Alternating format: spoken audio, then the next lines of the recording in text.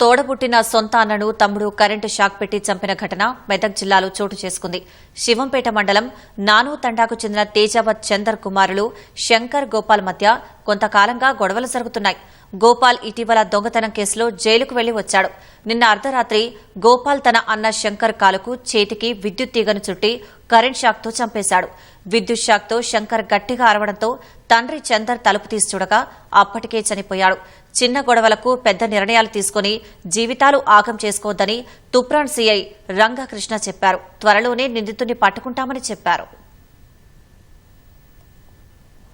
సొంతం తమ్ముడే అన్నను చంపినాడు. ఆ తమ్ముడు గోపాల్ అని చెప్పేసి 22 years ఉంటాడు. వాళ్ళ అన్న శంకర్ 26-28 సంవత్సరాలు ఉంటాడు. వీళ్ళిద్దరికి గత కొంతకాలంగా చిన్న చిన్న మనస్పర్ధలు ఉన్నాయి. అన్న పెళ్లయింది. వాళ్ళ భార్య ఈ గొడవలతోనే భార్య కూడా వెళ్ళిపోయింది. తండ్రితో పాటు ముగ్గురు కలిసి ఉంటున్నారు. తండ్రి ముందు రూమ్ లో ఉన్నారు. ఇద్దరు అన్నదమ్ములు వెనక రూమ్ లో పడుకున్నారు.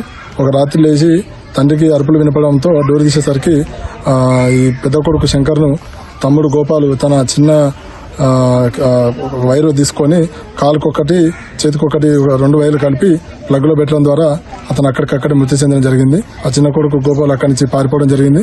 2 బృందాలుగా మేము టీం చేసినాం. అతి త్వరలోనే అతన్ని పట్టుకొని రిమాండ్ చేయడం జరుగుతుంది.